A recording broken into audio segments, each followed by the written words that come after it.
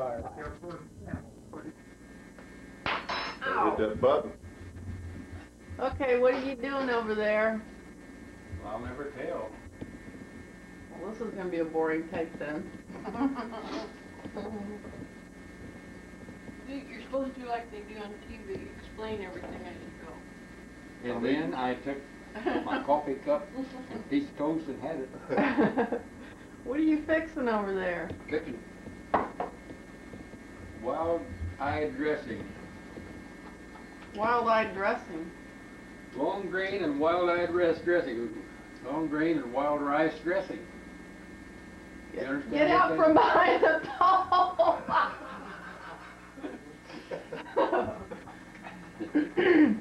And I'm fixing to make some gravy with giblets. And then I'm going to stuff the turkey. I'm going to shove her in the oven and forget it for 2 or 3 hours. All right. What else you want me to do? Well, what are you going to do now? Boil the... I'm fixing the dressing, put in the turkey, put some in the turkey and some in the pan and put it in the oven. See? What's in that white pan on the stove? That's dressing. That's the wild-eyed rice, wild rice. Where's the giblets or giblets or whatever they Boil are? it right in here, see? Oh. Giblets. The neck and the liver and the hearts and stuff. You don't like You that? never told him that. Well, I don't have to put it in. I'll just boil it and you get the... Juice. To make the broth for gravy is what it is. It's what makes your gravy broth, see? That'll be fine, man. I don't have to put it in there if you don't want it. See that neck and gizzards and stuff is dog. Okay, she don't like it either. I don't like liver. I don't care about the rest. Don't you eat it? Yeah, we always put it in there. I mean, do you eat the neck, the gizzard? We take the skin off of it and cut it, chop it up and put it in the gravy just to make rich gravy, see? You've been eating it all your life and probably didn't know it. Oh, yeah, I did. Now, since he knows it. No, I watched my mom. What are you doing with that neck? What are you going to do with that gizzard and that heart? She always just threw them away because nobody ever ate them. Always the gizzards, I think. My dad would eat them suckers. Eat what? The gizzards. I don't like it. I used to like liver. God, how can you eat that thing? So I can't even get past the smell. Ah, nothing wrong with them. All right, Mom, come on back over and tell your story again. No, I'm not going to. Get over here. I'm not going to stand in front of that. Then go sit in the chair. Go sit down, Betty. Did you hear me? Get that ruler. Turn it around. Don't you dare. Get that ruler. Tell a story. It's a funny time. Over here. I will later. No, tell a story about Shirley and the... I'm not going to tell that story now. You tell it. Then we can send a copy to Shirley. Have you laughing your head off? It's not funny the second time. Well, we didn't tape it the first time. Well, I can't help it. Tell it about the horses. Oh, baby. All right, tell us another story. Hi, Kitchen. Oh, Tina. Tell us another story. John, tell us a story. Watch Honey as she eats Pam's toast off the table. This is Tina's. Oops. Right. Oh. Wrong number.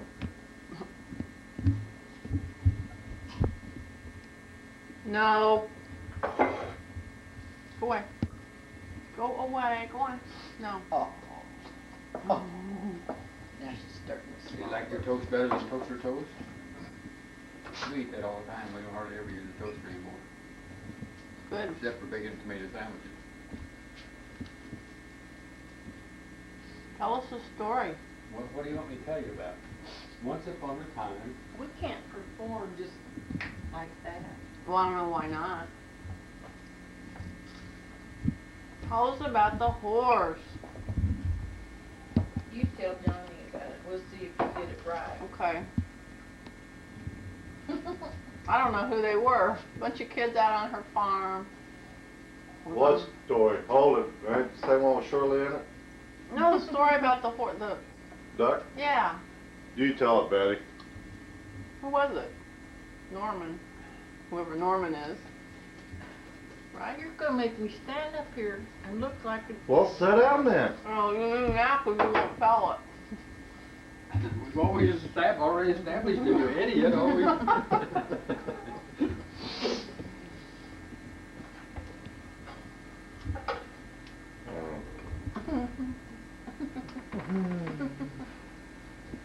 Tell it. My cousins and I was riding one of our old horses, and we started to go under the clothesline, and we told Norman to duck, and he thought we meant one going over. He stuck his neck up, caught himself under the chin with the clothesline, pulled us all off on the trunk of a tree. So tell that favorite story about Shirley and the horse. That's your favorite one. Where were you at when this happened? Were you there, or did you just see her come back all wet? I was there. You watched it happen? So you watched her slide down the horse's neck? Did you laugh? Oh, hysterically, probably. No. Not then. Was your dad there? I was probably riding the horse too and pushed her off.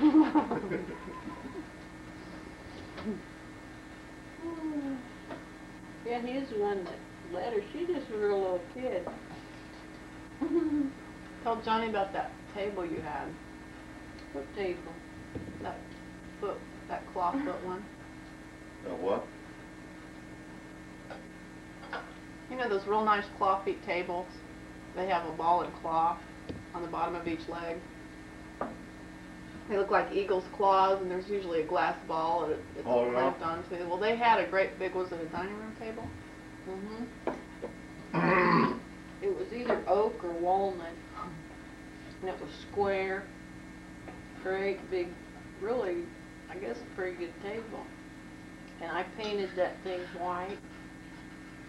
And then the toenails on the feet, I painted red, you know, like nail polish. Mom and Dad never said a word, never said one word. Where were they when you did it? I don't know, probably went to town or something, left me home. Well, how old were you? 18. 23. No.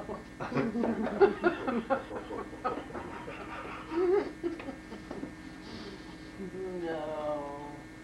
Well, never leave this kid alone again. She's mad because she didn't get to go to school with him. I'm probably 12, I don't know.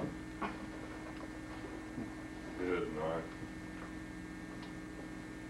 What would you have done if I'd done that to your coffee table? Now you see, my genius, I'm going to take regular chicken stuffing, that's like breadcrumbs, and I take Uncle Ben's long grain and wild-eyed rice, and I mix the two together, and that's the secret. Throw them up in the that air. nobody knows about. Until now. And now the world knows. One time we went to town, and Pat decided she'd clean the kitchen while we was gone. And we had linoleum or some what was that on the floor of the big house at Oak Grove Mountain? Tile. I guess? Tile. And she was gonna wax the floor, and instead of using wax, she used furniture Pledge? oil. Put that on that floor, and we walked in there, and I mean it was slick, and it wouldn't dry, It was pretty though. and it sunk in a little bit, but man, I mean that was something else. It was oil, and you mop and mop and mop, and it wouldn't come off. And Was Had that to at watch the how big you house? walked. Had to watch how you walked. Yeah, or you'd fall. Was that at the big house? Yeah.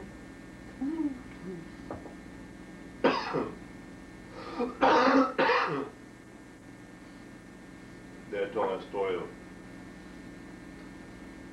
when him and his cousins and his brothers, I guess, were out there in the field. He said he was about probably 13, 14 years old.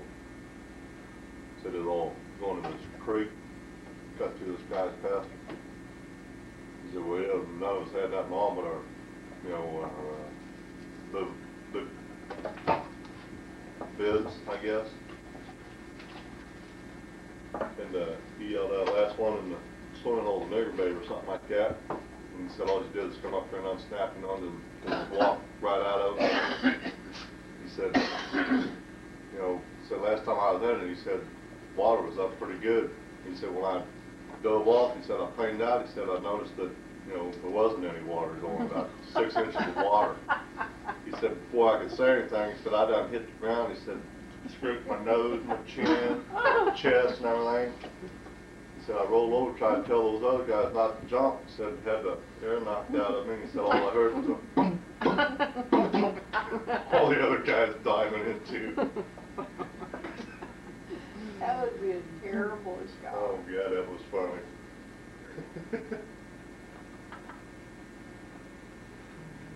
Tell them what your mom's brothers used to do to her. It wasn't the brothers, it was just one. Oh. Uncle Bud. I don't know where they lived at. They had chickens and everything, and they'd get underneath the porch, I guess. I mean, underneath the floor of the house and lay eggs, and you'd have to lift up a board, you know, to get the eggs out and stuff. My mom was underneath there getting them one day, and Uncle Bud had to hold that board and he let loose that board and came back down on top of her head.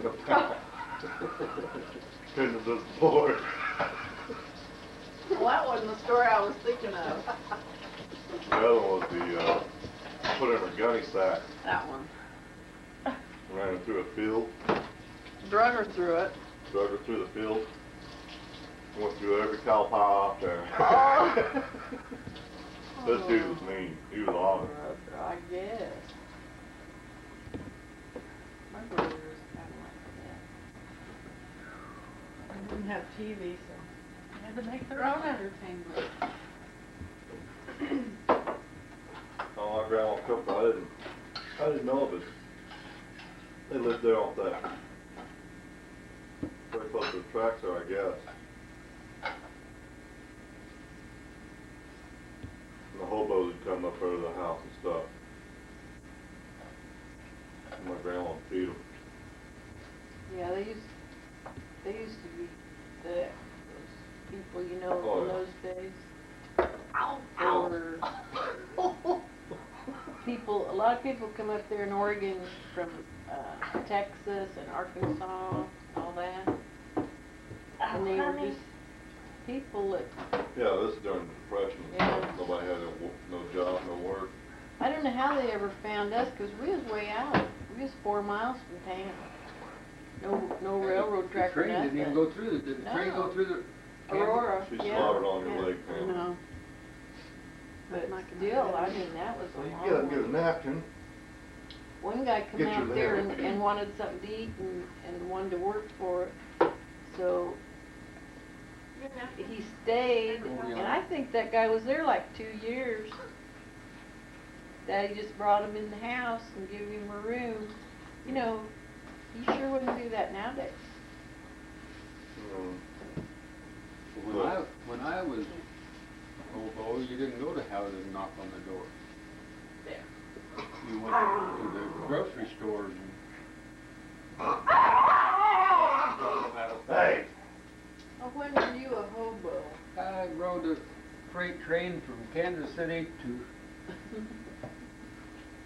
Oregon, 2,000 miles on a freight train. You didn't know that? See a friend? So you? Did Joe go with It was you? the hardest 3 weeks I ever spent in my life. I wouldn't He had take some $1 friends million out for it, there and I he wouldn't went do out. it again for anything. You Well, how in the world Sure, would you that's know? right. I rode the freight train from Kansas City to. Well, did How would you know which train to get on? You didn't always, but the hobos would tell you sometimes. They didn't even know the numbers of them trains too, and what Oh no, time. they just say that when there's a Mally, and that meant it don't stop for nothing. Passenger trains pulled off the side and they went straight through. If you could get on, not a Mally, that was the engine. well, what were you doing? Running away from home? Is that what you doing? More or less. He was a juvenile delinquent. Well, did you tell Grandma you were leaving? Well, I lied a little bit about it. I went home and put on, it was the winter time. March. Left in the winter? 1st of March. I went to work in Forum Cafeteria at 12th and Main. $15 a week. You went down there and you worked, and you worked and there was water on the floor. You changed your clothes into uniform. You had to stand on a platform like this because the water, the drain couldn't keep up with the water. It was the dishwashing machines and the Forum Cafeteria. At that time they served like 5,000 people a day. So there you are. You get $15 a week.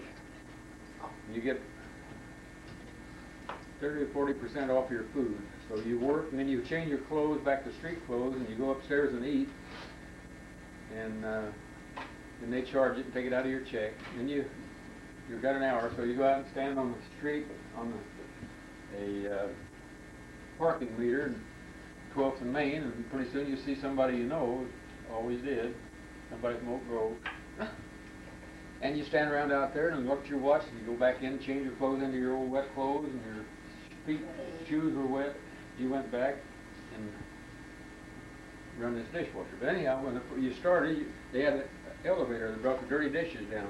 And they had a dish for everything in the cafeteria. Everything. They brought those dishes down, and you started off, your first job was grabbing those trays and carrying them over and setting them down to the dishwashers. And they'd sort them. And they'd have maybe one whole tray of butter dishes with half a pat of butter on them. You shove that thing in the dishwashing machine. It was about 30 feet long, or something like that. And steam and everything in there, and hot water. Well, you had flaps hanging down over the front of it to keep the steam out. Well, when you pushed that thing in there, the flaps came out like this, and that melted butter came right out on you. So you're greasy and everything. And you did that all day, see. Well, that was the second job. Yeah, I got promoted 5 times in 2 weeks, and I was still washing dishes. I was washing glasses. And you put them down in hot water on a brush, and they break, so you cut yourself. So I got off of that. Then they got me to dipping them. You had to dip all the dishes in what they called, I forget what it was. It was like strong Purex, powdered Purex. BI powder, they called it. And they give you a long rubber glove, had holes in it here, so wherever the holes was, it'd eat your skin. I mean, it's just real strong, very strong.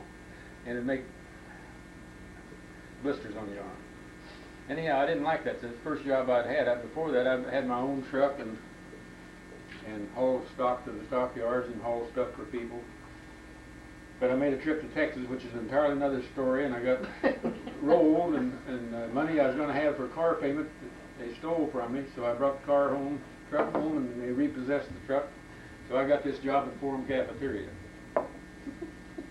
Okay, so then they promoted me again, and hell, I went clear around on the other end of these dishwashers, and there you was taking the dishes out, and they were in square trays about 5 inches high and about that big square with little rods or wooden rods in between, about so far apart. And they take these dinner plates, stack them, and they just go like that with them, and they fall right. When you learn how, they just fall right down in that thing, and you do another stack here, and you shove the thing in the dishwasher, and then it automatically went through that thing.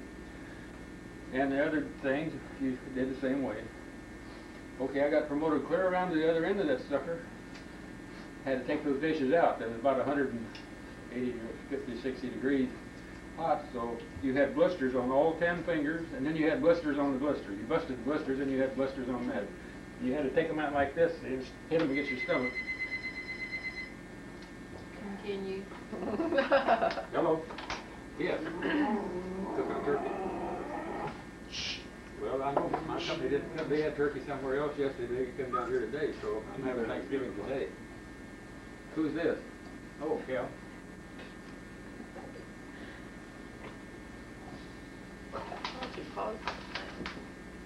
No. No. But I'm probably going to be out of town Christmas week.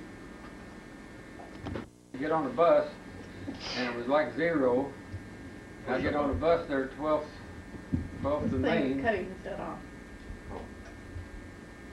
You want me to stop? Nope.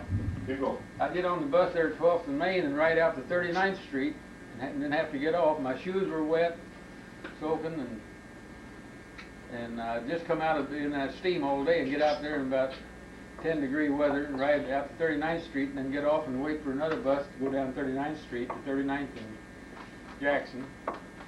Get off there, and I had to walk a block and a half for a little less. And the first few days I'd carry my shoes. I couldn't walk with my shoes. I couldn't walk in them. My legs cramped, and it was really a bad mess for the first 2 or 3 days. So anyhow, that wasn't pleasing me too much, but I saved up some money I had out of my $15 a week. I've got a check right here in my pocket, in there. The first check I ever got, or the last check I ever got. And for 2 weeks I got 20-some odd dollars after he took my Social Security out and my food. I've still got the stub in there from cafeteria. So one day I went out after I had my lunch. I went out and leaning on a parking meter, and I got out there. Brownie Lentz was standing there waiting for me to come out. He didn't know that I was coming out, I guess. I don't know how he knew, but anyhow, he was out there. So he said, well, George, that's his brother, George Lentz, came in on the train last night, and he was dodging the law for bad checks. So he come in on the train and jumped off in the night, and he's afraid to go out where anybody could see him. And that's the other story I was talking about, is I took him to Dallas, Texas, when he started hiding. Anyhow, so Brownie said, well, he can't be seen, or they'll turn him in and they'll put him in jail. So I said, well, what do you want me to do? And he said, well, I haven't got any money, but he said, can you do anything to help? And I said, well, bring him up here, and I'll go down here to a hotel down there on 15th and Cherry. Can't remember the name of it. And he said, I said, well, put him in there. He said, what I want you to do, he said, he wants to go to Oregon out to the folks, to his mother, where Kinky is, and they're putting in a new dam out there, and there's going to be some work out there. And he said, I'm afraid he's going to kill himself. And he said, I want you to quit your job and take him out there. Why didn't he quit his job and take him out there? He didn't have a job. Well, then why didn't he take him out there? Huh? Why didn't he take him out there? Well, he had a wife and 2 kids. Oh. So,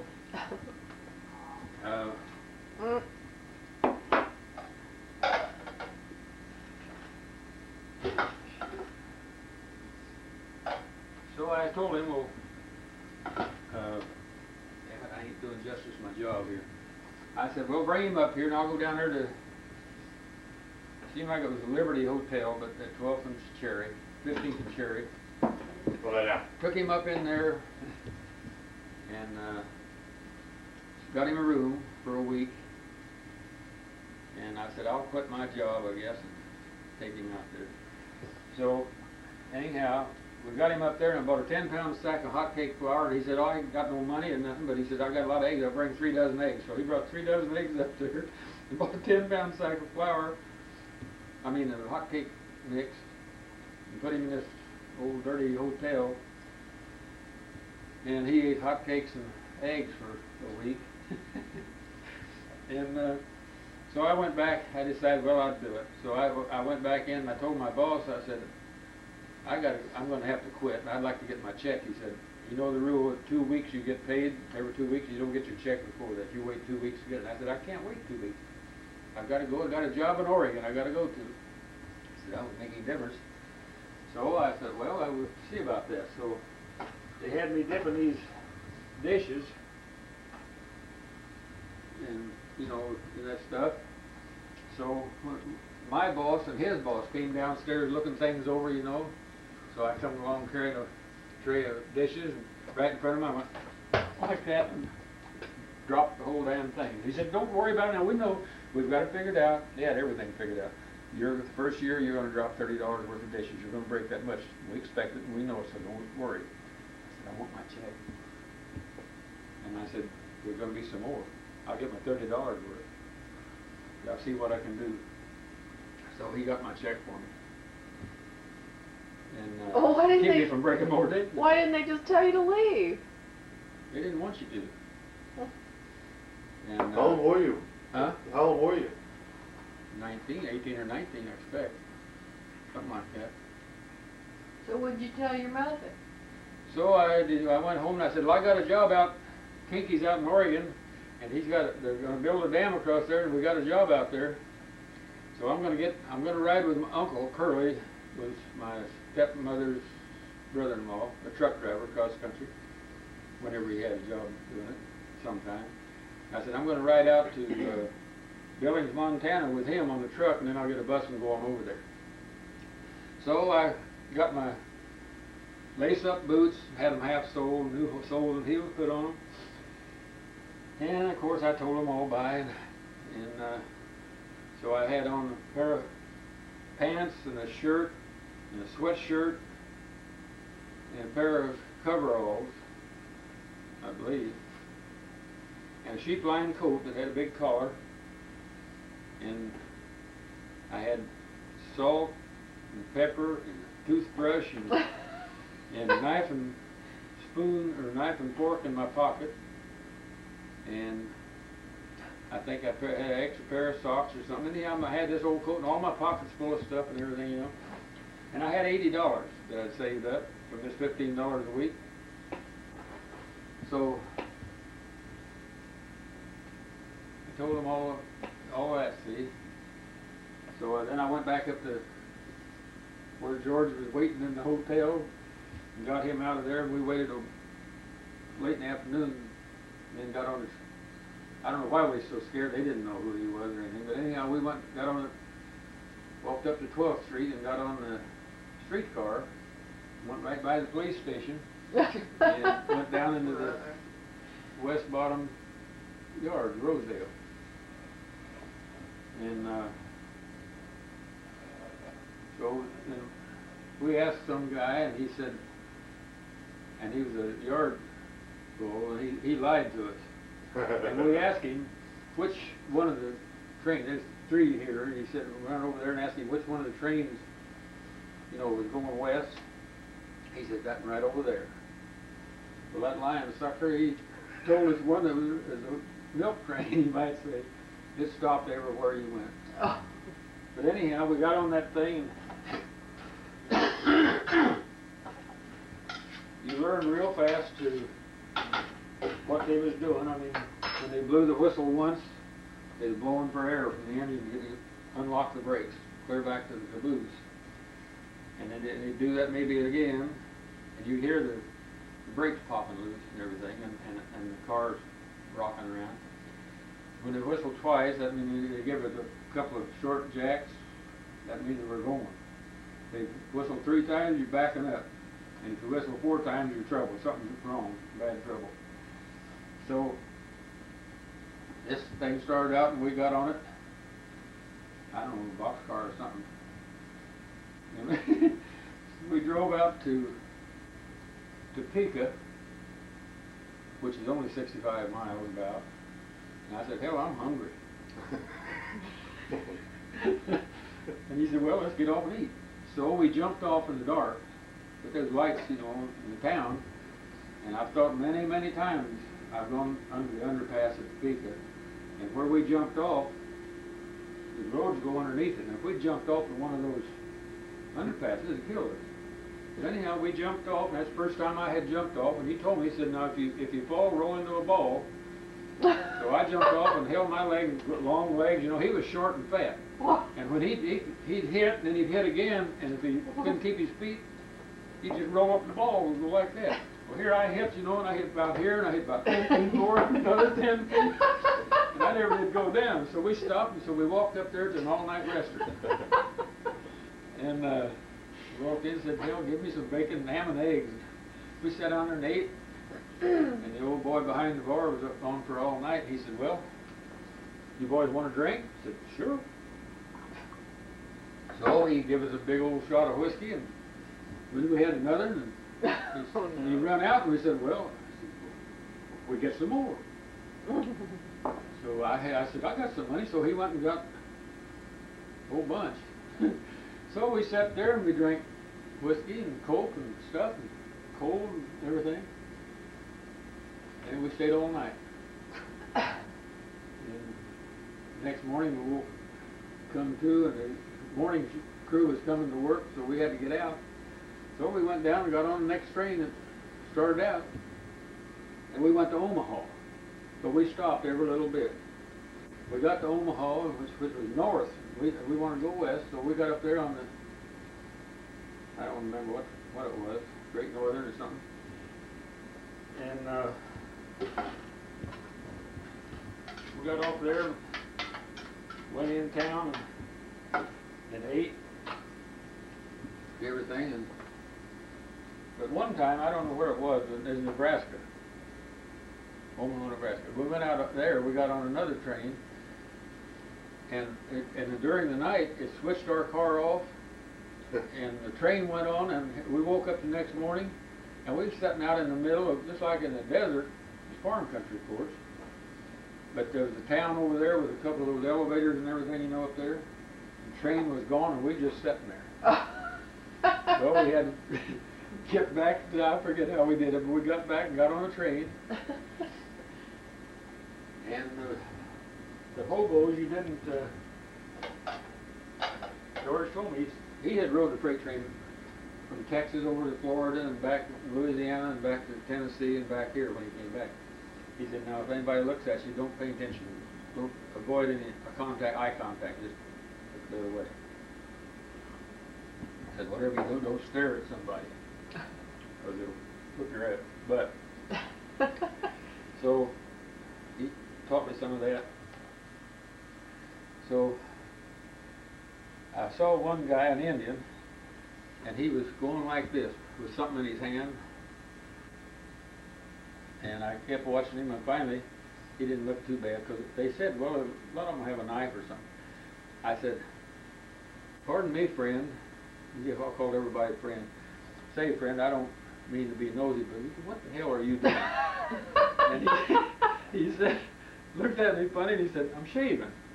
And I said, well, what are you doing? He said, he had a spring about that long, just a little soft spring that you squeeze together. He just squeezed it together like that. Oh, yeah. And I learned to do it. Hell, even now I can stand and take your whiskers and just pull them all out of your chin. You can't do it up here, but all the ones in the chin, you can just pull them out just like that, and I can do it. That's what he was doing. So anyhow, then we run into a guy that had a suit on, and it was kind of frayed at the sleeve, you know, end of the sleeve, but it was nice.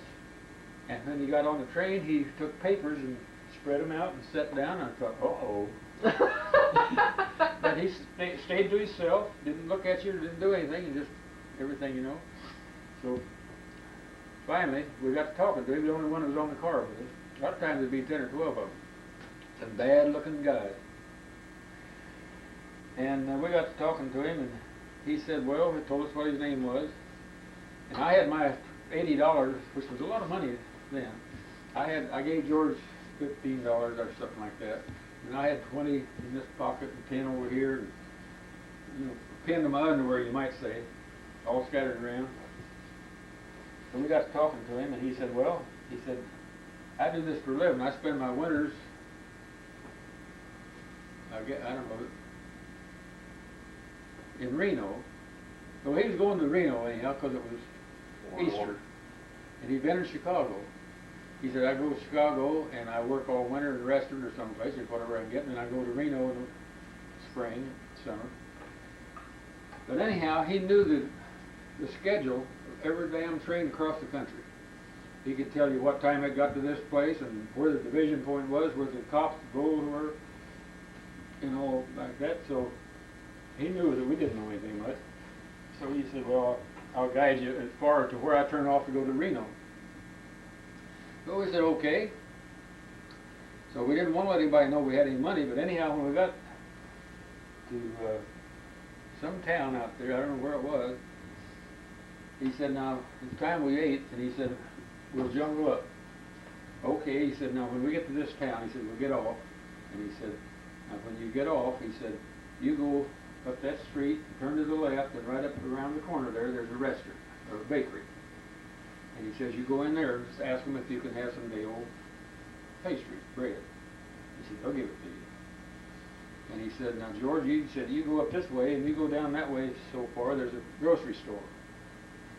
And he says, you go in and ask them if you can have, they got any turnips or carrots or something that you can juggle up and make a stew. He said, they know what you mean. He said, they'll give it to you, whatever they got that's not too good. And he said, and I'll go up another place and I'll get some bacon ends and some more stuff and meet back here. So I said, okay. Well, I was pretty proud. I didn't want to take anything from anybody and didn't want to ask for anything. So I went out and went up to this bakery. Here I am with coal smoke all over my face and kind of blackish, you know, and this big old corduroy sheep line coat came down to here and everything. I walked in this bakery and here's a nice girl about the same age as me, about 18 I guess. And I walked in and I thought, boy, she's good looking. I thought, look at me. And I said, could I buy some day-old bread or some day-old pastry? And sure. So she got a big sack and threw a whole bunch of stuff in it. And I tried to pay her and she said no, and I embarrassed the shit out of me. And I said, look, let me pay for it because I got the money. She said, no. I said, my face was red. Just embarrassed me. Now I know where she gets it from. So anyhow, we went back, and here George did come back with some carrots and a turnip or two and potatoes, and I don't know, maybe something else. And the other guy, whatever his name was, he came back and he had some bacon ends and some stuff, you know. So he said, now, we went down to the jungle, off to the side of the railroad track, and he said, now don't look at anybody. He said, don't pay attention to anybody. So he said, so we went in there anyhow. He found some coffee cans. We found some sand. He put the sand in there and scrub it. He said, scrub it out like this. So we did. Dumped it out and rinsed it out in the water. Don't tell him where that water came from, but it was water running down the thing. And then he got a can of some sort that somebody had thrown out there. We washed that with sand and water. And we cut the potatoes up and the carrots and the turnip and the bacon and all that stuff. Hell, was the best stuff I ever ate in my life. And put it on built a fire and put it on the fire and cooked it. Well, when we got through, we took our small coffee cans and put it in there, and I had a spoon, and I don't know how we did, but anyhow, we ate it. And when we got through, we had a bunch left over, and so we said, the guys standing around, they was all watching us, you know, said, well, there's some more left, fellas, just help yourself, it's all yours. So hell, they come right over and got the coffee cans and washed them and cleaned it up. So anyhow, then we got to Salt Lake City. I don't know how we got to Utah, but we got to Salt Lake City. It was up on a hill overlooking the town. It was down there in the valley. And the railroad going along there, and these guys were burning railroad ties, which is a no-no. I mean, you don't do things like that. But anyhow, there's about 10 or 15 of them all around there, and the only place for us to get was up on where the side of the railroad track was up here, and the bank down to it, and they had the fire down there. So I got up on this bank and laid back. We could use their fire, but we didn't, you just kind of slunk around and got out of the way, kept out of sight. I mean, didn't mess with them. So got up on that, and I went to sleep and slid down that damn bank, and my shoes caught fire. My new boots, soles, caught fire, and I couldn't hardly put them on. Talk about a hot foot. But anyhow, of course, it woke me up, and I was stamping around, and it didn't burn them clear off. I mean, it just caught them on fire, and I stomped them out, but burnt the hell out of my toes. But anyhow, that happened. So there's a little stream running down there, so I went out there and washed my face in it. Ain't no telling where that water comes from, but I guess it was all right. Anyhow, I went out there and washed my face and shaved in cold water and had soap and everything. So anyhow, but in Nebraska, before we got there, in Nebraska, this guy told us, he said, I'm going to have to leave you.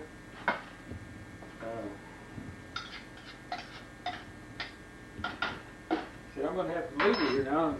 I'm going to turn off and go to Reno. And he told us everything. He said, where you would go. He says, you stay right on this road. We got on the Denver Rio Grande Western, DNRGW. It was a manifest is what they call them. That meant it was a straight through train. The passenger trains pulled off and let it go. And when you got on one of them, it didn't stop and it went full blast. That's what we were looking for all the time, but you didn't know which one it was. We got on that thing and there's no place you could get inside of it. The only place we could get was, you've seen these gondolas. They've got like this with coal cars, and then the wheels are just out there. The only place we could get was in there over those wheels, and this one had a new wheels, and boy, there's a piece of metal flying off of that sucker all the time. Get right up over there, and you're looking right there, sitting right over the wheel, and that thing seemed like he was going 80 miles an hour, but it was a manifest. So the freight trains, I mean the passenger trains pulled off and let us go through. That's the fastest way to get wherever you're going. But we went all through those canyons where the railroad follows the water route, see. And in Nevada and all those western states. And then we ended up down in California. But anyhow, we got to Nebraska. And he told us now, he said, when you get this town, he said, this is a division point. Well, I know what it was. It was Grand Island, Nebraska. He said, that's a division point. Now, at that time, the trains run on coal in our part of the country. In the west, they run on diesel. But he said, now, this is a division point, and he said, when you get there, that's where the bulls are. They're training the bulls, the cops, the railroad cops. That's where they train them. And he said, they can get on the train faster than you can get off of it. And he said, they'll get on the train maybe the town before or something. Or they'll ride a train out to there, and then they'll get on another train and come back. And he said, they'll kill you if they get a chance. So he says, when you get there, he said, jump off of this thing. He says, you'll see great, big, huge piles of coal. And there's like 2 or 3 stories high, see, and real wide and real long. And he said, jump off, and just as quick as you can get off, and run back the way you came, as hard as you can go. He said, then go out to the highway, walk through the highway through the town, if you can make it. So, okay, and he said, those guys, if they get on the train, they'll knock you off the train while it's going too fast to get off of it, with a club. And they had big old hickory clubs about that long, about that big around, that they turn these brake wheels with, you know. They put them in there and go around it like that to set the brakes on these train cars. So anyhow, when we got there, we jumped off just as fast as, it let us slow to where we thought we could do it. Man, we bounced and rolled and tumbled and everything, and got up and run like hell back this way, and somebody said, boys! George said, don't stop, keep going. I said, boys! And I looked back and I said, stop, he's got a gun at you. So we slid to a stop, and this guy had a 45 out like that. He said, come here. So we went back, and he said, what are you doing, where are you going, and all that, you know. You got any identification? I had a Social Security number. George said, I ain't got nothing but a Bible. He had a little square Bible like that. That's all I got. And he says, you got any money? And I said, well, we got about $20. We had more, but anyhow, that's what I told him. He said, well, empty your pockets. Well, hell, I had salt, pepper, knife, and fork, and razor, and everything you could think of, matches, and everything you could think of, you know. Laid her all out there, and laid out $15, I think. He said, okay, put it back in there. He said, come with me. So he took us over and put us in a car, took us down to the depot. He said, now you boys are lucky. He said, you thought you was going to get out there and go out around the road. He said, the sheriff's out there picking up everybody that got off this train. You take them in. He said, if they got money, if they don't have money, they'll spend 30 days doing farm work. Arkansas used to be bad about that. They'd send you to Pea Patch for 30 days if you just carried a whiskey bottle down the street in a sack and open it and drink it out of it, you know, they'd send you to Pea Patch for 30 days. Anyhow, he said, now you got money enough. He said, what I'm going to do is I'm going to take you in here and you're going to buy a ticket to the next division point or whatever it was. So we had to buy 2 tickets. And he said, now you stay around the depot here. He said, stay around. He said, you be on that next train. You got the tickets for it. I don't want to see you after that train leaves. So we bought it, whatever it was. On a passenger train? Yeah, it wasn't too much. I mean, pretty cheap in those days. So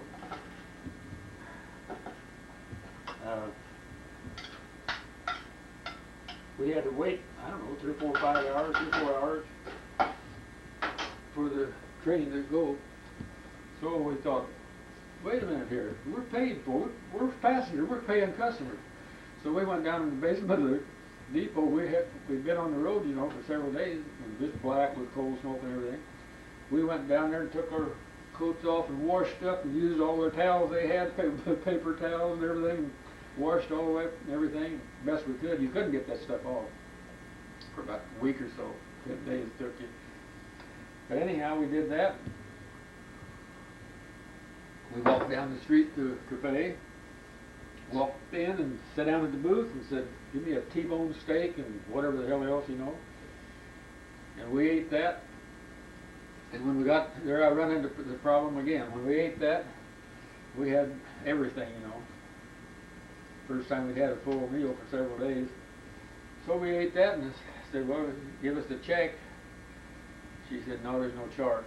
I said, what do you mean there's no charge? I pulled money out. I said, I've got money to pay for it. She said, no. She said, you're on the road, aren't you? I said, yeah. Because you see, we couldn't get that black stuff off. She said, see that man sitting right over there in the booth? And I said, yeah. I said, well, he owns this place, and he said that's on him. Wow. So I got up and went over and thanked him, both of us did, and told him that we got the money. He said, well, you're going to need the money. Whatever money you got, you're going to need. He said, all I'm going to tell you is, someday, he said, you'll be back through here, you come in here and buy a dinner. Or if you don't, he said, when you get a job, and you see somebody on the bum, feed them. So, that was really nice. yeah. It sounds like people are a lot nicer then than they are now. They were.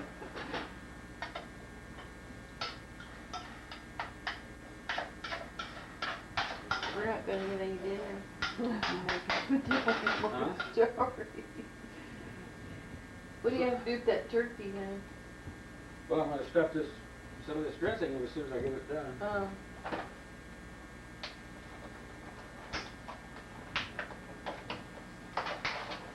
Well, let's see. What do you have to do with those sweet potatoes? How long does it take? Turkey takes 3 hours.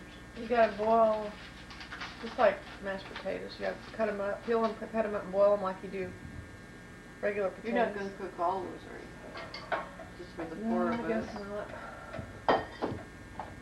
No.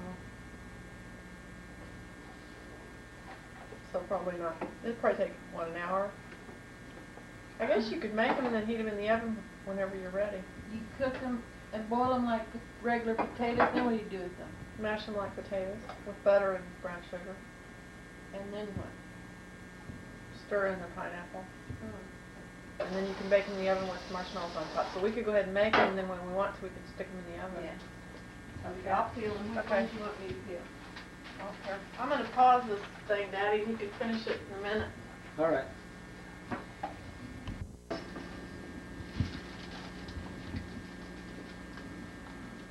Got it?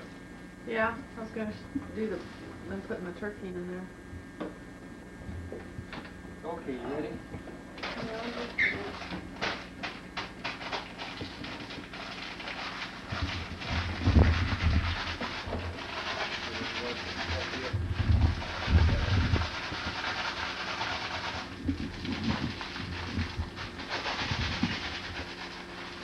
Okay, now you gotta put a container full of flour in here, didn't it say? Yeah. So what? Here, get that flour. Get that flour out of the refrigerator down there that you put in there. Yeah. How much does it say? Tablespoon of flour. Hey, use the tablespoon of flour. That looks really attractive. Go ahead if you want to use it. Oh, was you in Oregon, Mac, when they called you into the Army? Yeah. Be back in a year, little darling. Goodbye, dear. I'll be back in a year, 'cause I'm in the Army now. It took 4.5 years and a little over to get out. 4 years and 3 months. Hopefully. You were slow. Yeah, I was slow. Oh, big right.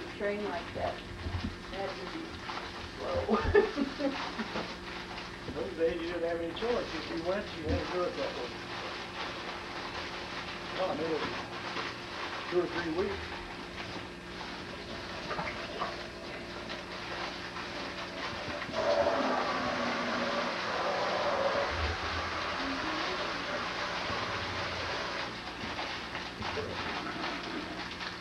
What are you doing? Getting all the skins off them peanuts. You really wash this thing off with Durex water all around here. Yep.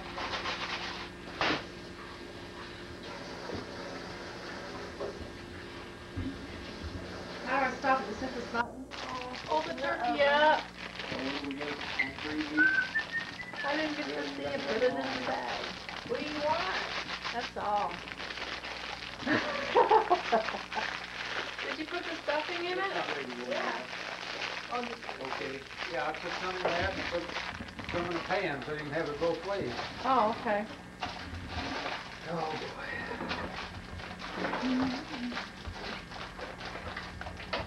Now what are you gonna do? prepare food. this is how we put the boxes in the trash. All right. That's it. What are you doing now? Making fruit salad now. They say these are whole third of a cup. Look at that. That fits clear inside with a lot The of turkey is in the oven, the dressing is made and in the refrigerator. And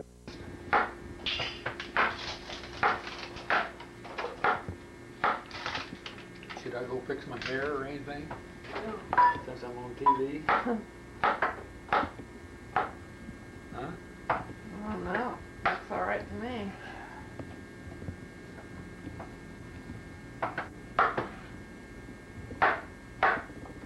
Tina wouldn't touch a banana. She likes fruit, you know.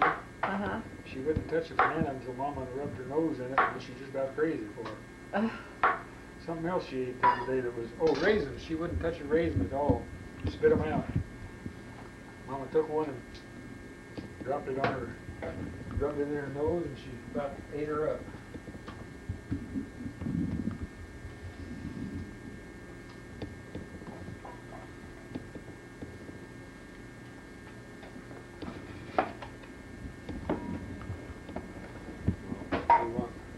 Put this in the door somewhere. I'm just gonna set it over there. What'd you do? Chop up celery and what? Apples? Celery and bananas, and I'm gonna chop up some marshmallows. You want that in your salad? Fruit Yeah. salad? Okay. There's I put those mandarin oranges in the refrigerator. Oh, there you go. That's what I was looking for. Oh, here they are. Here's something. No, that's eagle banana.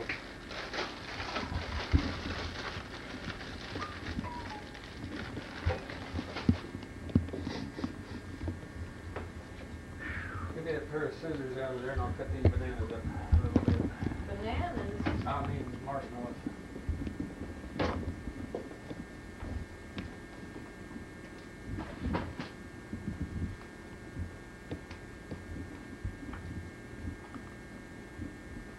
Well, Mac, while you're cooking dinner, I'm gonna watch TV. Go ahead. You know how to turn it on? Yep. I'm over and push this button out. Okay, now push the next one up there on 4. Now push the top one up there on the top left. Now push the black button. No, go over to the right there. No, right in the middle.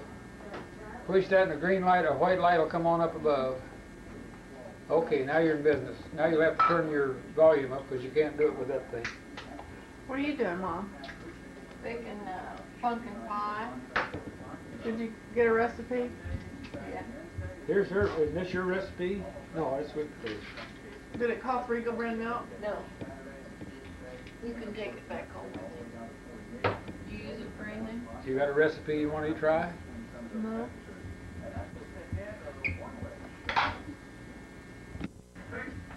Here, over here. Want to eat that? So did anything else exciting happen when you were out on the railroad thing? Oh yeah.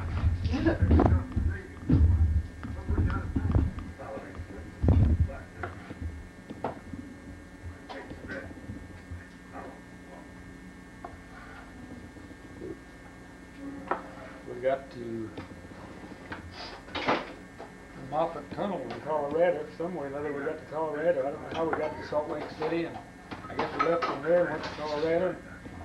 Well, no wonder it took you 3 weeks to get there. Then we went to California, Northern California, and they, Sound like you zigzagged.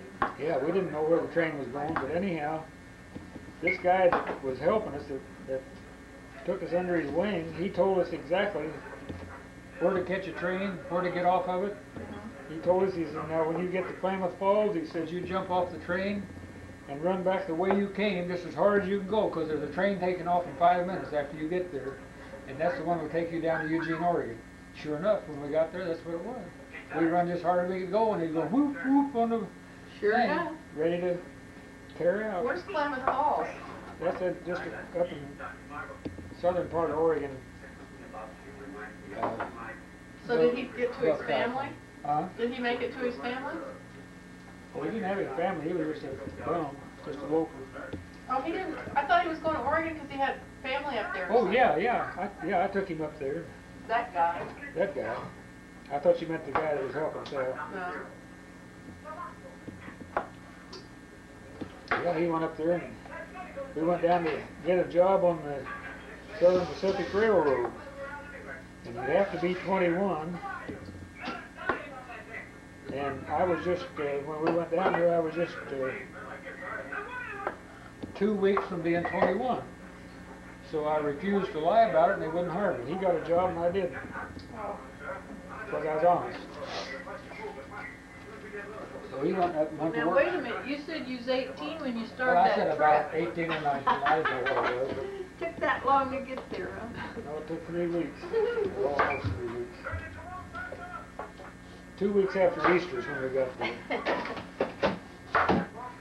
So, didn't have any job, and I didn't want to stay with his relatives. So, I got a job tending bar, and the old boy, their son had died about the same age I was, about ornery as I was, and he had died about the year before. And they were 2 Cherokee Indians, although I didn't know she was until later. But anyhow, she said I was just about like son, and about as ornery as what she called son. So they got me over there, and I had a sleeping room in the back of the tavern, and they just told me, said, well, kid, here's the, you know, that's hard times. That was 1939. And he says, we don't have a lot of money, we don't have a lot of business, but he said, here's the money in the cash register. And he said, you see how much it takes to operate. And if you need something, take the money out of the register and go get it at the store, and just put a note in there saying that you took it. And at that time, everything was silver dollars. They didn't hardly have any paper money. And so if he told me if you break a 5, give them 2 or 3 silver dollars and 1 paper dollar or something like that, if you can get away with it. But they carried around silver dollars, a handful of them. People wanted the paper dollars? Yeah, they didn't want all that weight in their pocket. Oh. And it hadn't been very long since they'd been using gold pieces. And they had just put not just a short few years before that, they put the Southern Pacific Railroad down from Portland, Oregon to San Francisco. And this old man was a gambler that owned the beer joint. And he won the beer joint in the gambling in a poker game. And his wife told him that it's time they settled down because his kid had to go to school. So they'd been there about, I suppose, 10 or 12 years. And the kid died. What did he die from, you know? Some disease of the spine that they found a cure for 2 years later. And I begged this old gambler. He was a good gambler. He gambled in Las Vegas, Reno and Northern California. They had a meeting every year, and he'd go down to that. And he started out in Guthrie, Oklahoma, ride a freight train into Guthrie, Oklahoma, where they had a poker game, and started gambling, and he just kept on from there, and he had a picture showing him with a white vest and a gold chain across his vest, and real good looking. He's a 6-foot-something tall Cherokee Indian. He's a good looking old man. I thought he was old. He's probably 45, 50 years old. And I begged him to teach me to gamble, and he wouldn't do it. He said, "No, kid," he said, "I taught my kid how to gamble, and he died. The Lord took him away from me, and I won't teach you nothing." He taught me how to make a false shuffle, and how to shuffle cards a little bit, but that's all. And so I'd go to work there, and he'd go fishing, and I'd tend bar, and I came back home and Christmas, had a whole bunch of, I think I brought back 15 silver dollars and had them rattling around in my pocket, thought I was real smart. Then I went back out there, and I got a job at a grocery store for $7 a week, 6 days a week. And I worked 2 weeks, and they gave me $13 a week. And then I tend bar at night. I didn't make any money on that. Was this the same people? Yeah, I had just had a place to stay, that's all, and they fed me and gave me money and bought me clothes. She took me down to Sears and Roebuck's, and now don't tell George. Took me down and bought me a leather jacket, and 2 or 3 pair of pants, and some shirts. But I didn't have nothing on what I had on my back, you know. But they treated me real fine because I was like their kid. And then later on, after I'd gone to the Army and come back and had a home of my own, she had cancer. She had every kind of cancer that was known to man, and they came and stayed with us for a few days while she went to the doctor. And he'd come down and stay overnight and go to the doctor, and finally she died. Well, anyhow, the beer joint though, when I went in the Army, he told me, he said, "Kid, if you'll come back here now," he said, "I'll give you this beer joint." So at that time, that was pretty good, you know. And I said, "Okay." So when I came back from the Army almost 5 years later, he said, "Well, during the war," said, "we didn't have any, couldn't get much beer," and he said, "We had to buy cases of wine to get beer." He said, "There's cases of beer, wine stacked clear up along the wall, and not 5 or 10 high." He said, "We got all that wine we had to buy to get beer to stay in business." He said, "There she is, it's all yours." Well, when I got back, the first thing I got out of the Army, I got off the train, and I just had told them that, you know, where I was from, so they sent me back to Fort Lewis, Washington, and then down to Eugene, Oregon, and I was out of the Army. And I got off the train and started walking down the street, and this guy that I had worked for in the grocery store, I thought my best friend, which he was for years, somebody stepped out of the beer joint and said, "Hey, Mac," and I said, looked back, and I didn't know who he was. I went on, he hollered again. It was this friend of mine, he got fat. He went in the Navy and only there 2 months, and they gave him some kind of a discharge. I never did know what it was. Who was this, the one you rode on the train all the way back? No. This was Vern Winkler, the one that I'd worked for in the grocery store. The Indian guy? Well, he was a Cherokee Indian too, as a matter of fact. This wasn't the one that their son died? No. Okay. And the one that I went out there with on the freight train, he was an Indian from Oak Grove. And when I got out there with a friend of mine, he was an Indian, his wife was an Indian. And I never saw so damn many Indians in my life. And he stepped out of the beer joint and hollered at me, and I went over there and had a beer or two, and he said, "Come on, let's go out to the house and see Jerry." That was his wife. And we went out there, and he's always a joker. First thing he did said, "Remember how you used to like those pickled herrings?" And I never did like them. But I said, "Well, yeah, I guess." And he pulled a jar out of them. He couldn't get them during the war, I guess. And he got a hold of the jar of them, and it was a whole piece of fish with an eye in it. Ooh. And he took one and put it in his mouth and ate it. And of course, he took the eye part out. And I didn't see him, so he said, "Go and eat one." I picked one and eat it in there. And I remember I ate it, and the eye crunched under my teeth. Oh. And I spit it out in the sink, and he just laughed like a fool. But anyhow, he said, "You want a job?" I said, "Sure, I want a job." And I was a staff sergeant in the Army, and I made up, I think, $78 a month or something, $90 a month, something like that. And he said, in the meantime, he and another guy had bought the old Danny Brand potato chip plant. And they made mayonnaise and cooked their own potato chips and salad dressing and all that kind of stuff for gallons for restaurants. And so he took me down there and showed me. He said, "Now I got another truck." You couldn't get trucks or anything. He said, "I got 3 trucks here in town." And He said, I got another truck coming to put down on the coast. So he took me over and showed it to me, and it was a nice looking truck, all painted up bright yellow, and it really looked good, you know, for a second-hand old truck. He took me down and showed me in the office. He said, well, here's what the guys are making. Said, they're making $150, $160, $70 a week.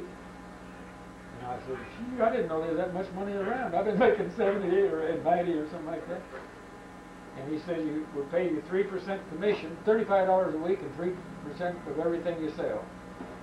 I didn't know whether that was good or bad, but I could see where they've been paying these guys. So he took me. Well, I moved back up there, and they moved me to Coos Bay. That's down on the coast of Oregon. And my route was to be from Brookings, Oregon, which is the California border, up 100.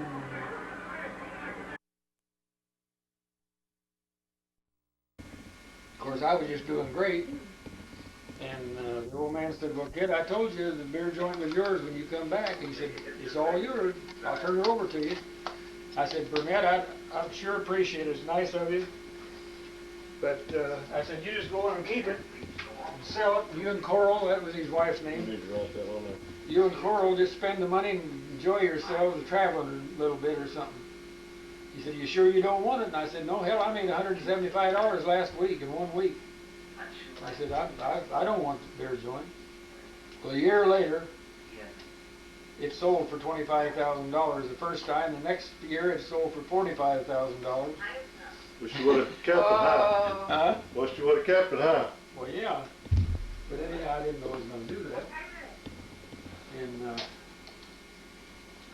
so then I stayed down at Coos Bay, Oregon, on the coast for about 2 years, I guess, maybe a year and a half, something like that.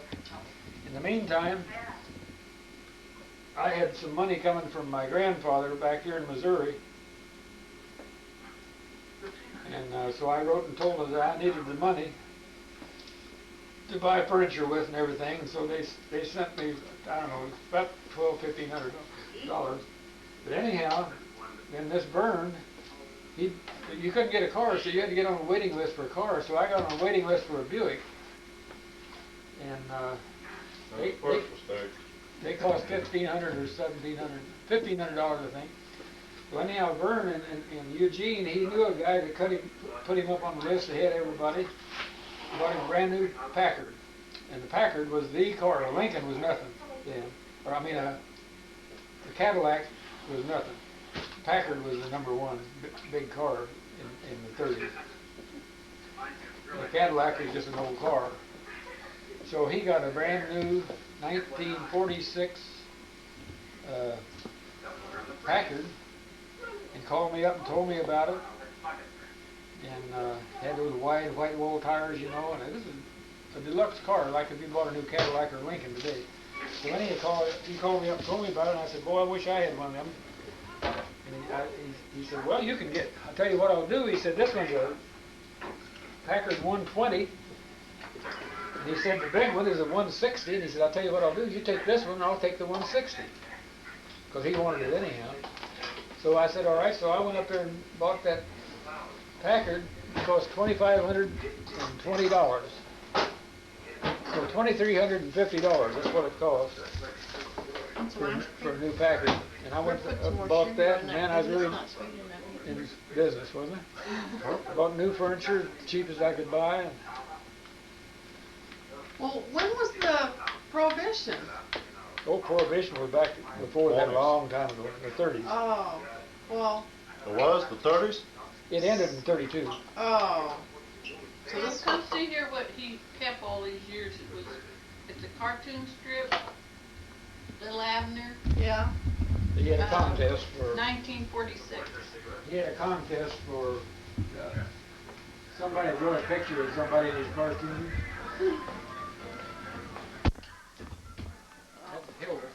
I think I can get it on here.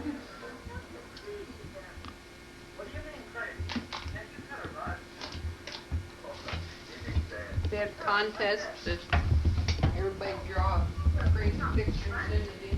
The ugliest one you could find.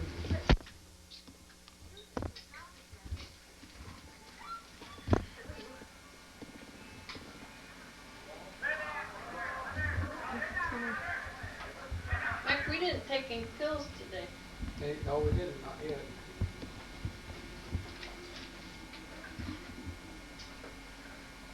What was the date on this thing? 1946. Did you get a picture of it? Yeah. Oh, it doesn't. When you take the turkey out, you turn it up and go ahead with it, I guess. All right, now then.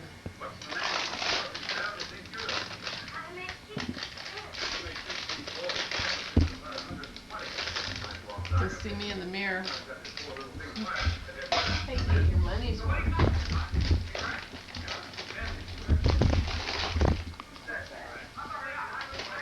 So what were you doing when this was going on, Mom?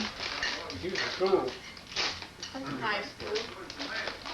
Well, I'll tell you something else they did. That while this guy was breaking me in on the truck, you know, showing me how to sell the stuff off the truck. It was like a guy's potato chip truck, what it was. We had like 50 items or so, and sometimes we had 100.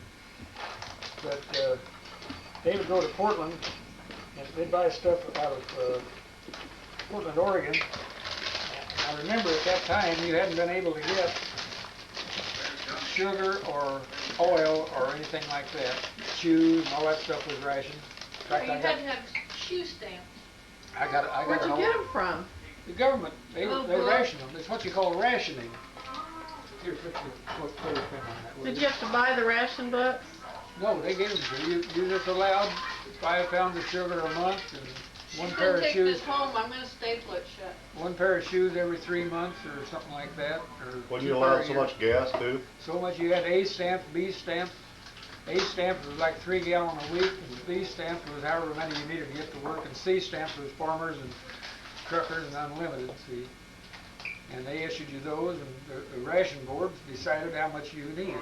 But I had quite a few because I was in the Army, and I had to go back and forth. I lived in town and went to the base every day, so they gave me B stamps, and I could have what I wanted, and I'd save them up till I had.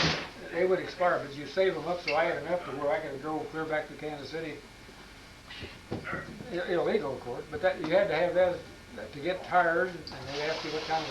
Well, why would it be illegal if you had the stamp? Because it wasn't meant for you to go 1,000 or 2,000 miles. Oh. If they caught you, see. But anyhow, a lot of the filling stations would have, some guy would give them a whole bunch of C stamps or B stamps, and so they'd give you gas if you knew them well enough and they didn't get caught. And when I come back here on furlough, old Glenn Buzzer had trucks and farm equipment and binders and combines. He pulled out a roll of B stamps out, just doubled over, you know, he had in his pocket here, and whipped me off about, I don't know, a whole bunch of them. Anyhow, I was here 2 weeks, and Florence let me have her car, and it never did cool off. I run it day and night, and I give her a lamp on the stamps when I left. And you had to have that to get tires with, you know. But anyhow, what I was going to tell you, while he was showing me this route and everything, we stopped in at Roseburg and went in a restaurant to eat, and he said, you know, he hadn't been able to get mayonnaise or any cooking oil or sugar or anything like that. But anyhow, we had what they call Slender Right. I didn't know what it was. Anyhow, we went to this restaurant to eat, and he said, the guys he knew in there, he'd sold it to him, and he said, give us one of them salads. That good salad dressing, you know, that I got that, you know, nobody knows you got it, secret. Oh yeah, he said, okay. So he fixed this salad up, and I ate it, and he was sitting there watching me. He didn't eat his salad, but he was watching me eat mine and grinning. Him and the cook was just grinning like hell, so I ate it. And then after we got through, or later, he told me, he said, now you'll find out tonight what that was, but he said, the Slenderite, he said, it's mineral oil salad dressing, made with mineral oil. And he said, that's what we got to sell, and he said, it sells like hotcakes. I used to order 100 cases a week, and sometimes 150 cases a week, of this Slenderite mayonnaise. And you take it out and sell it, and say, well, I got a little bit of this, I'll let you have a couple of cases. You sell it to everybody anywhere you stop, you see. And he said, well, give me 3? And I say, well, don't let the guy down the street know it, I'll give you 3. So he's selling 3, and then I'd take it in, and you set it up on top of the meat case, stack it up, take it out of the case, stack it up, and put a sign on and say, limit 1. When people come in and say, I mean, to the storekeeper, say, well, my mother, can I have one for my mother? And my sister couldn't come in, can I get one? He said, well, yeah, I'll give you 3 cases. I'd sell him 5 cases maybe later on. And we sold that stuff for over a year. And you imagine what it'd do to you. Wasn't it like a laxative? Yeah. Yeah. Is that why it was called Slenderite? Because you That's why lose he weight? told us. So you So he told us that later on saw tonight it you'll once. I figure went out to a what it is. hotel, and this guy knew what it was, I guess. He said, well, give me, I think it was 20 cases of gallons. It's a big hotel down in Coquille. So I sold it to him. And one day we just happened to stop in. There was a place there where they can crab. I mean, the fishermen go out and pull in the crab, and they bring it into this place. And they have a bunch of women there that are cracking the crab and taking the meat out. And you know, crab legs, Dungeness crab legs have meat in them about like that. So they'd have cans, metal cans, of nothing but the fancy crab legs like that. They just lay them in there later, like a number 10 can, a big coffee can cup, gallon can, you know. And then they had the others where they crack it and they take all the other crab meat out and put that in there, and they sell that and ship it, freeze it, and ship it everywhere. Well, this guy was a good friend of my boss's. Yeah. This guy was a good friend of my boss's, and we stopped in there to see him, and we ate a few crab legs, you know.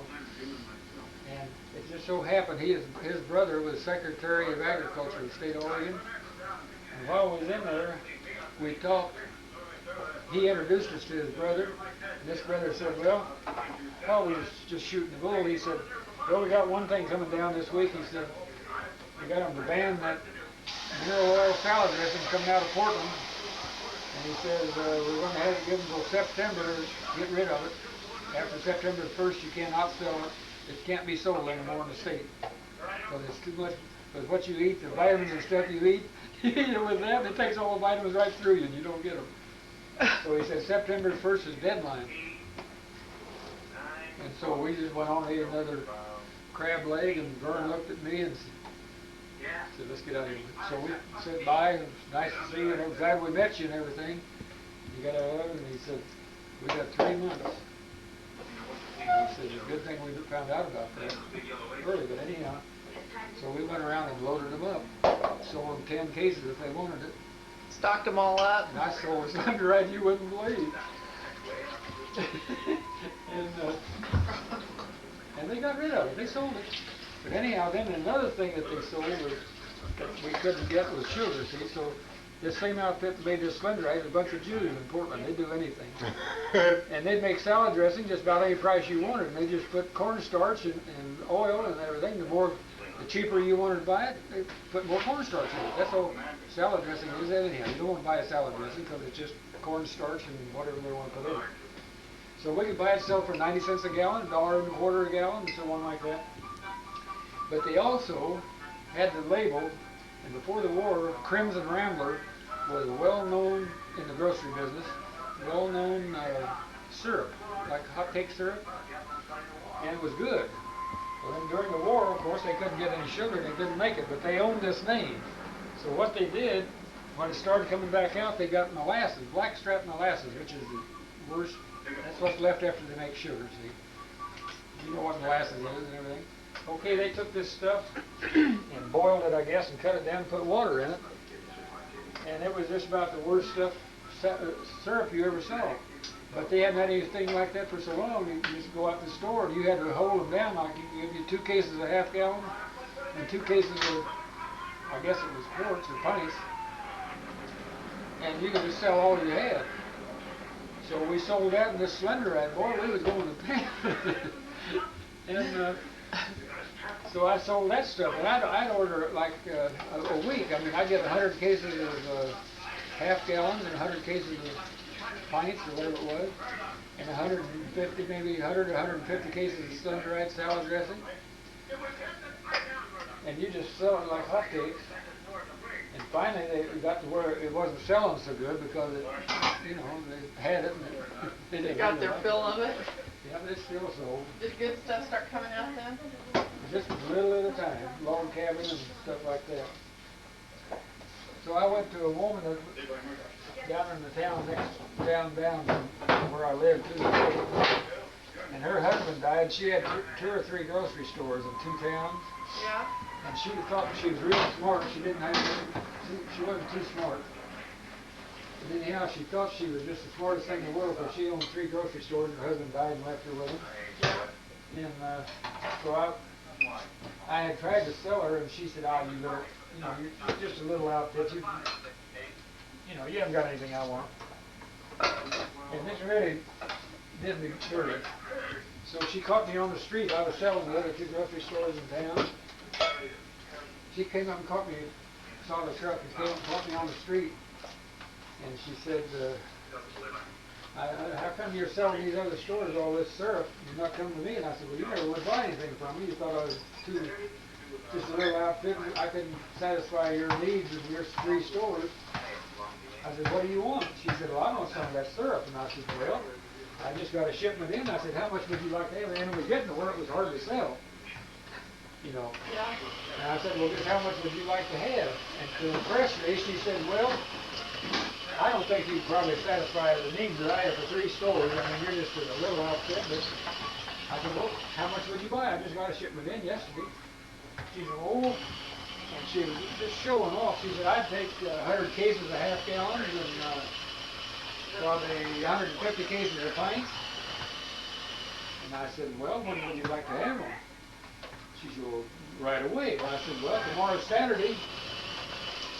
I said, that's just about what I got in this order. I'll just let you have this order, and we won't say anything about it to anybody else. She said, all right. I went back and loaded that truck, and it was only 14 miles down there. And I loaded that truck up. I bet it weighed 3 tons overload. And I loaded that stuff all on there, and the next day I drove down there and backed up to her dock, and I unloaded 250 cases of syrup. It was $1,200.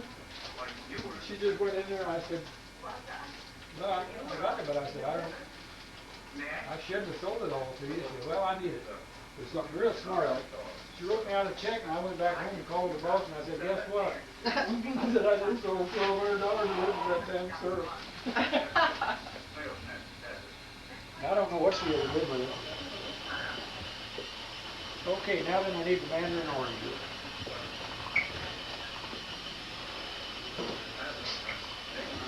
Was that the last time you ever sold anything to her? Yeah, that's only, I didn't even call on her anymore. I didn't want to see her anymore. That'd be a shame. Huh? So then I got transferred up to Eugene, Oregon, and another guy went down there. He had a live there.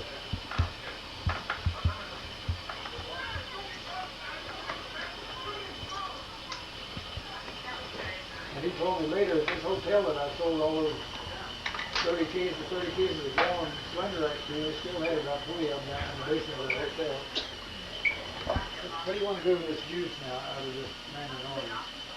And white syrup, you got a use for it? No. You just want to pour it out in the sink? Is it sugary or what? White syrup. Yeah, it's sweet. You want it? No, I thought it'd be good if you take the mayonnaise and put just a little bit of that in with the Okay, I'll put mayonnaise. it in glasses. We'll save it. For the dressing.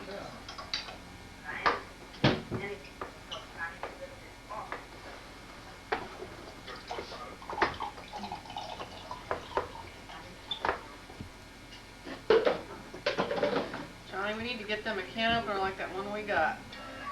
Is yours? Yeah. This one's...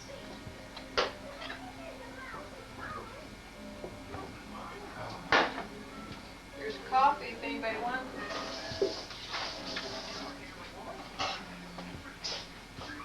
That's pretty good. Uh-huh. What? See here? Woo! You want this pineapple juice? What does it say it is? It might be pure juice. Heavy syrup. Heavy syrup. We'll put it in with that other juice. This is you white got. syrup. This. And we'll mix it with the mayonnaise. There's not much in that. I use it. Then I want a Oh, little this- bit of whipped cream in it too. This little old can had a lot of juice in it. Hear me? Whatever you want. What's that whipped cream for, Dan? The fruit salad and the pumpkin pie. We got 2 boxes of it. We won't need that much.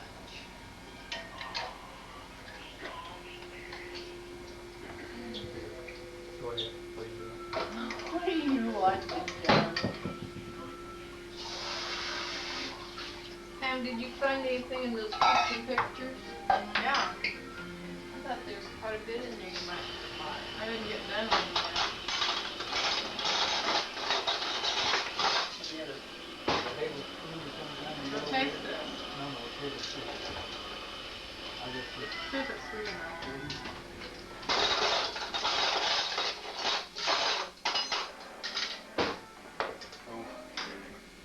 Okay, here's this stuff. Did you want some of this crushed pineapple in there? No, is it crushed? Yeah. No. I Oh, thought that's good. I thought it was What else was in it? Put a little bit in. huh? Put a little bit in. You want to put it in there? Yeah, a little bit of it. Not juice. This is just More? extra. What do you say, Mom? What else goes in this? Nothing? Yeah. Isn't it good? Real good. Diesel the salt. Just a little bit. Put some in. Boy, that pie's full. Yes. That's good. Makes you want to eat sweet potatoes, doesn't it? Yeah.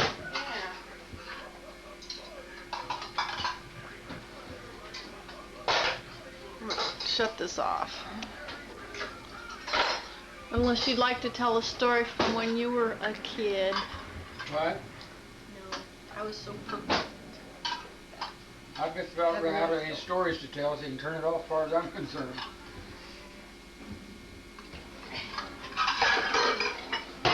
I never did any really naughty things like that.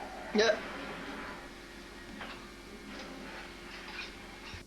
Hey, what are you doing? Go on, get What out. you doing?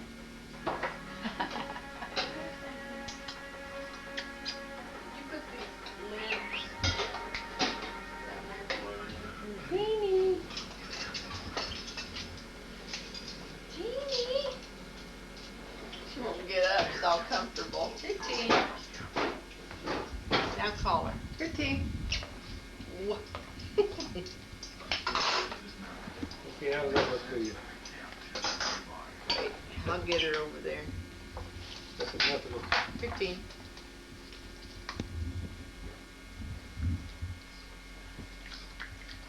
That's enough fruit salad for 10 people. Good. Oh, now honey has to have some.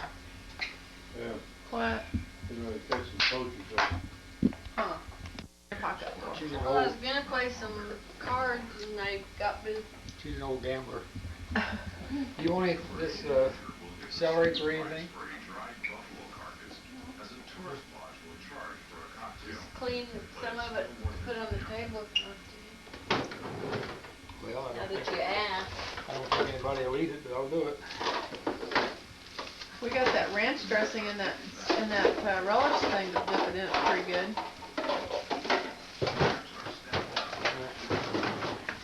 Talk me into it. I don't want any of it. How many other things to eat besides eating celery?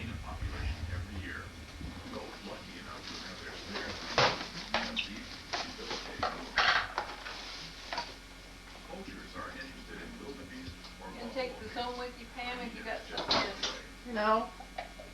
Ooh, big white bird. Seagulls. Looked like it went fishing. Did. Seagulls come up here every year.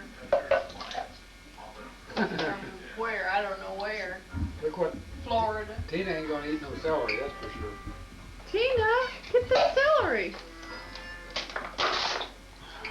She don't want no celery. She wants something else. But she's not gonna eat that celery. She wants fruit. Oh.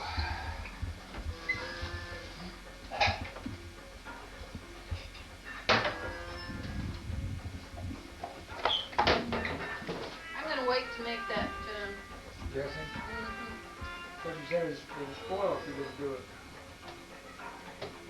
oh, that's right, we need to cover it. I don't think it will, but you, Doesn't all the fruit turn brown if you don't put that juice on it? I don't think it will, but you can try it. Apples will. Will it? Okay.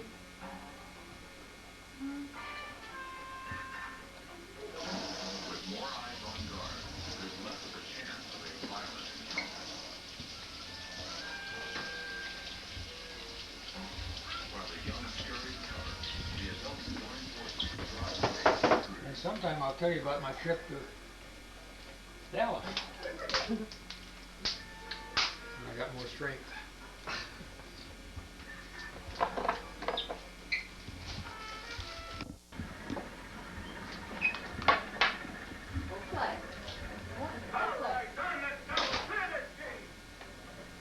They go play when I want to. Most of the time. I don't know where they go. There's too much going on in here. Look at them. Go play. Go on. Go play. Go play.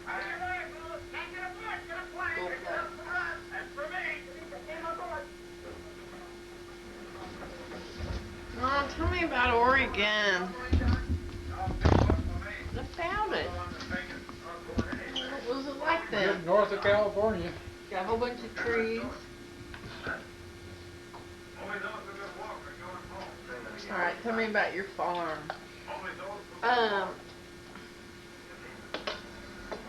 What do you mean, how was it back then? When you were there. In the olden days.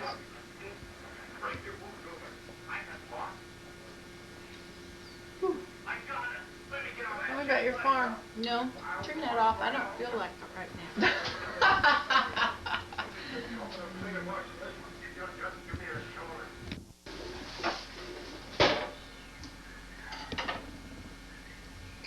Now then.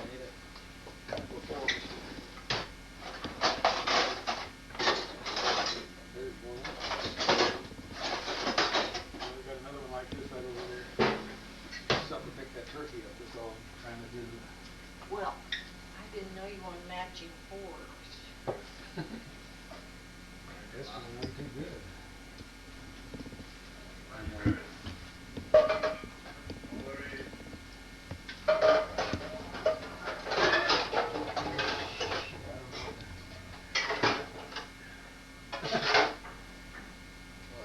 Oh, she's over there recording my every move.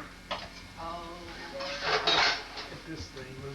that's what it is when you're, Famous. yeah, yes. Famous fleeting. Must be done, the wings fell off. I hope it is. Yes. It's juicy.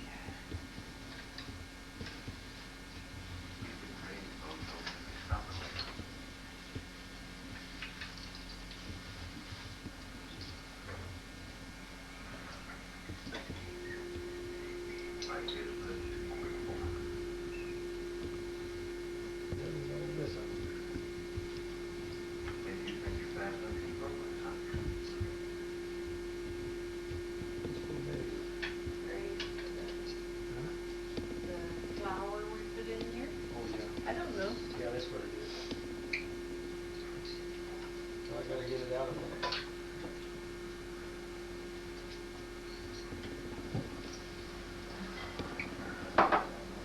What are you doing, Mom? Making gravy? Making gravy, thickening for the gravy. I just get to do the dull stuff. What are you gonna do?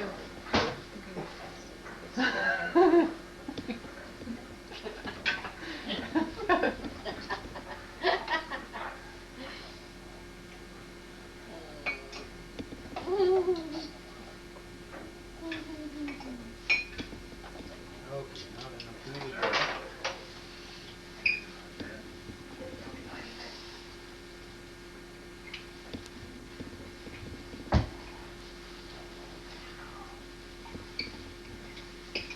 Oh.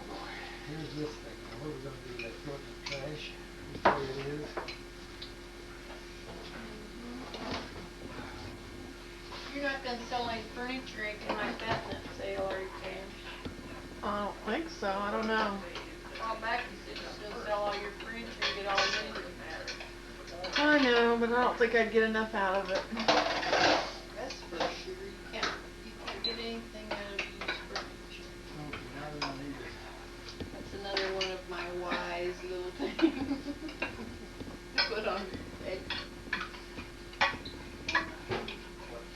Okay, now what are we gonna put the bones and stuff in for the dogs? Oh, any old thing, grab a bowl up there.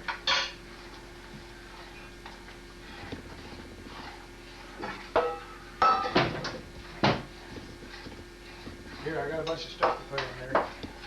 As soon as I get this out.